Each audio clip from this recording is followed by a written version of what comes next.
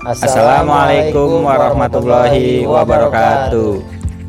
Perkenalkan, kami calon guru penggerak Angkatan 7 Kabupaten Cirebon akan melakukan demonstrasi kontekstual modul 2.3 yaitu mengenai coaching dalam supervisi akademik ya. Yang mana kegiatan ini terdiri atas observer, coach, dan coachee. Saya Dedi Iskandar dari SMP Negeri 1 Gresik dan rekan saya Umar Dani SPD dari SDN Negeri 3 Tangkil, dan rekan saya juga Dodi Setiapurnama SPD dari SMA Negeri 1 Susukan. Selamat menyaksikan. Terima kasih. Assalamualaikum warahmatullahi wabarakatuh. Waalaikumsalam warahmatullahi wabarakatuh. Apa kabar Pak Dani? Alhamdulillah sehat sekali Pak Dodi pada hari ini. Siap. Pak Dani, sebelum melakukan proses coaching, izinkan saya selaku observer akan mendiskusikan rubrik penilaian percakapan coaching kali ini. Yang pertama, kira-kira kompetensi coaching apa yang ingin Bapak kembangkan dalam proses coaching kali ini? Pada proses coaching kali ini yang ingin saya kembangkan yaitu mendengarkan menghadir secara utuh atau present. Yang kedua adalah mendengarkan secara aktif. Selanjutnya adalah yaitu memberikan pertanyaan yang berbobot. Baik, pertanyaan yang kedua, bagaimana kompetensi mana yang secara spesifik ingin Bapak kembangkan saat melakukan observasi? Yang lebih spesifik yaitu dengan cara itu mendengarkan secara aktif dan juga memberikan solusi atau pertanyaan yang berbobot.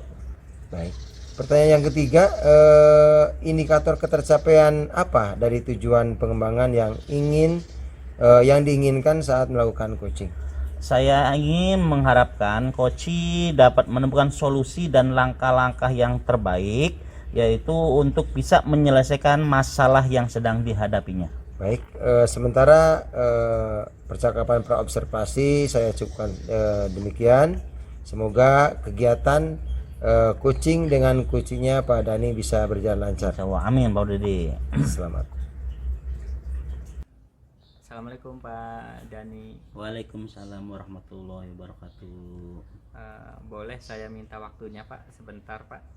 Oh silahkan Pak Dedi, gimana apa yang bisa kami bantu nih Pak Dedi? Iya Pak, saya ingin sedikit cerita nih Pak ke Bapak mengenai permasalahan dalam kegiatan pembelajaran di kelas Pak. Boleh saya cerita ke Bapak nih Pak?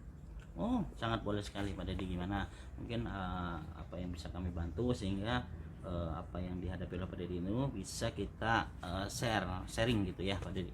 Iya Pak, gini Pak, saya mau cerita Pak. Saya itu kemarin sudah melakukan kegiatan pembelajaran di kelas 7A Pak.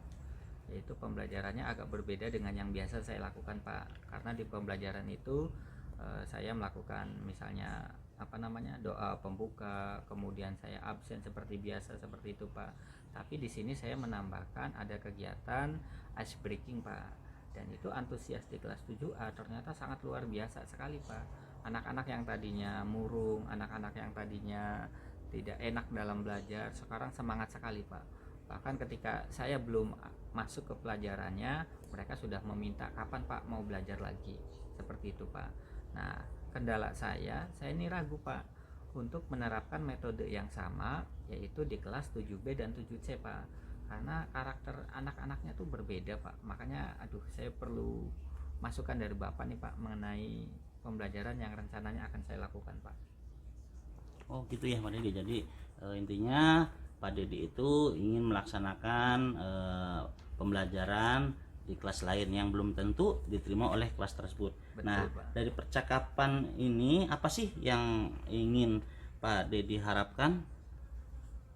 Saya harapannya untuk pembelajaran di kelas 7B dan 7C itu sama dengan pembelajaran di kelas 7A Pak. Jadi semuanya anak-anaknya happy, kemudian mereka bisa menerima pelajaran dengan baik Pak. Oh gitu ya Pak Dedi. Jadi akan mencoba lagi ke kelas yang lain. Nah selanjutnya apa yang tadi sudah dicoba oleh Pak Dedi itu, nah untuk tingkat keberhasilannya bagaimana kira-kira? Apakah berapa poin atau gimana angka tuh presentasinya kira-kira berapa Pak Dedi itu? Ya Pak, Kalau untuk di kelas 7A sendiri itu sudah sampai poin ke-9 Pak, poin 9 kalau kita ambil angka dari 1 sampai 10 ya Pak.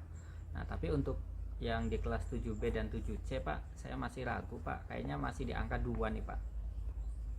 Nah, baik Pak Dedi, tadi sudah ada dapat gambaran tentang untuk persiapan ya. Terus langkah-langkah selanjutnya. Nah, agar apa yang Pak Dedi lakukan bisa diterima oleh kelas yang lain. Apa itu langkahnya Pak Dedi? Dilanjutkan kira-kira. Iya Pak. Langkahnya ataupun rencana yang sudah saya lakukan, saya sudah membuatkan Pak. Kalau di kelas 7A itu saya hanya membuat 2 kegiatan ice breaking. Untuk di rencana nanti di kelas 7B dan 7C saya sudah menyiapkan sekitar 10 kegiatan ice breaking Pak. Jadi seumpama kegiatan A itu gagal, saya bisa lakukan kegiatan B, kegiatan C dan seterusnya. Sehingga apa yang saya harapkan itu bisa tercapai Pak. Alhamdulillah, sangat luar biasa ya Pak Dedi. Jadi dengan adanya kita punya alternatif lebih dari satu, nah sehingga kita apabila rencana A kurang bagus ditindaklanjuti lagi ke rencana B. Nah untuk itu kapan kira-kira pelaksanaan yang tepat Pak Dedi lakukan untuk melaksanakan rencana tersebut? Ya, untuk waktunya Pak, rencana sih minggu depan Pak. Minggu depan saya akan ada pelajaran di kelas 7B dan 7C ya Pak. Jadi rencananya minggu depan itu akan saya laksanakan Pak untuk kegiatannya. Oke, nah setelah tadi bicara ya, kita coba tentang komitmen dan tanggung jawab ya. Nah, komitmen dan tanggung jawab, nah lebih tepatnya kapan ya untuk pelaksanaan tersebut sehingga bisa para siswa itu menerima pembelajaran yang kira menyenangkan dan aktif bagi mereka. Saya lihat di jadwal itu hari Rabu Pak, Rabu depan saya nanti masuk di kelas 7B dan 7C Pak. Jadi hari Rabu itu saya akan melaksanakan metode yang terbaru ini nih Pak. Oke, terima kasih ya Pak Dedi. Mudah-mudahan apa yang tadi Pak Dedi rencanakan, apa yang Pak Dedi harapkan, yang tadinya masih ragu-ragu, mudah-mudahan terjawab nanti pada saat pelaksanaan. Mungkin itu saja Pak Dedi ya. Iya Pak, terima kasih sekali nih Pak. Setelah saya ngobrol dengan Bapak, saya sekarang lebih pede Pak, lebih pede, lebih percaya diri.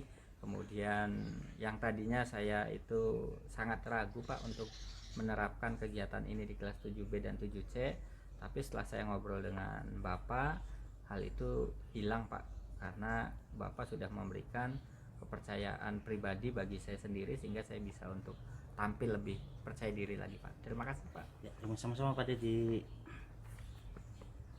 Oke, Pak Dani tadi sudah melakukan proses coaching dengan coachingnya. Nah, sebelum penutupan, saya akan melakukan beberapa pertanyaan, diantaranya apa saja sih yang Bapak lakukan pada saat melakukan coaching yang menjadi indikator tercapaian pengembangan yang diinginkan.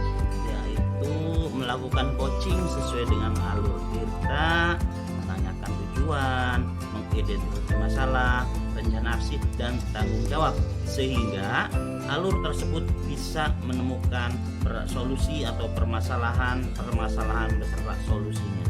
Oke, Pak Dani, tadi sudah melakukan kegiatan coaching sesuai dengan alur cerita dengan baik, menanyakan tujuan, mengidentifikasi masalah, rencana, aksi dan tanggung jawab sehingga alur tersebut bisa menemukan permasalahan-permasalahan dan solusinya.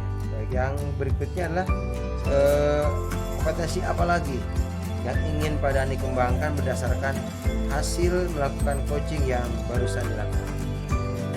Hasil yang akan kita harapkan lagi yaitu saya ingin lebih memahami proses alur tirta sehingga coaching selanjutnya akan lebih baik dan lebih sempurna lagi. Itulah Dodi yang kami harapkan. Terima kasih. Demikian hasil karya kami tentang demonstrasi kontekstual modul 2.3 tentang coaching dalam supervisi akademik. Kurang lebihnya mohon maaf. Wabillahi taufiq wal hidayah. Wassalamualaikum warahmatullahi wabarakatuh. Salam guru penggerak.